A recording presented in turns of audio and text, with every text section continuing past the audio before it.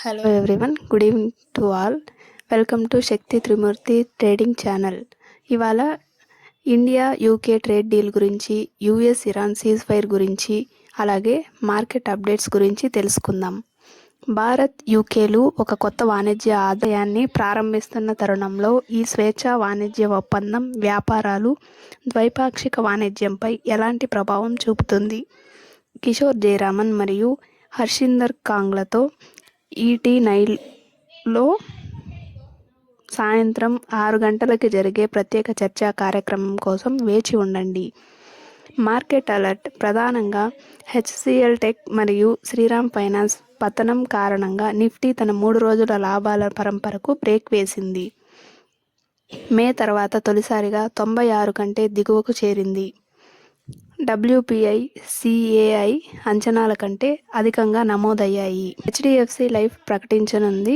విశ్లేషకులు ప్రీమియం వృద్ధి పెంచవచ్చని, లాభదాయకతతో స్వల్ప తగ్గుదల ఉంటుందని అంచనా వేస్తుండగా రేపు దాని Q1 ఫలితాలు వెలువడనున్నాయి. భారతదేశపు అతిపెద్ద ఆస్తి నిర్వాహక సంస్థ ఎస్బీఐ ఫండ్స్ మేనేజ్మెంట్ 11,600 కోట్లకు పైగా ఓఎఫ్ఎస్తో తన ఐపీఓను సబ్స్క్రిప్షన్ కోసం ప్రారంభించింది. S-500ను అభివృద్ధి చేయడానికి భారత్, రష్యా సంయుక్తంగా ఒప్పందం కుదుర్చుకోవచ్చు. S-500 కోసం కంపెనీలకు 25 నుండి 30 వేల కోట్ల రూపాయల ఆర్డర్ లభించవచ్చు. హార్మోజ్ జలసంధి అమెరికా తన నియంత్రణలోకి తీసుకుని దానికి సంరక్షకుడిగా వ్యవహరిస్తుందని అధ్యక్షుడు ట్రంప్ ఒక ఇంటర్వ్యూలో తెలిపారు. కీలకమైన ప్రపంచ చమురు రవాణా మార్గాన్ని సురక్షితం చేసేందుకు అంతర్జాతీయ పరిహారం చెల్లించాలని ట్రంప్ డిమాండ్ చేస్తున్నారు. వాషింగ్టన్ తమ దక్షిణ తీరంపై పునఃప్రారంభించిన బాంబు దాడులను ప్రతీకారంగా బహ్రెయిన్, కువైట్, ఒమన్ మరియు జోర్డాన్లో అమెరికా సైనిక స్థావరాలపై ఇరాన్ దాడులు ప్రారంభించింది. ఇరాన్లోని 140 లక్ష్యాలపై అమెరికా సైన్యం దాడులు చేసిందని, దానితో టెహ్రాన్ ప్రతీకారం తీర్చుకుంటుందని ప్రకటించిన ఒకరోజు తర్వాత ఈ తాజా ఘర్షణ చోటు చేసుకుంది. ఇది ఇలా ఉండగా హార్మోజ్ జలసంధి తెరిచి ఉందని అమెరికా అధ్యక్షుడు డొనాల్డ్ ట్రంప్ చెబుతుండగా స్థిరత్వం, ప్రశాంతత పునరుద్ధరించబడే వరకు ఎలాంటి రాకపోకలను అనుమతించబోమని ఇరాన్ పర్షియన్ గల్ఫ్ జలసంధి అథారిటీ స్పష్టం చేస్తోంది.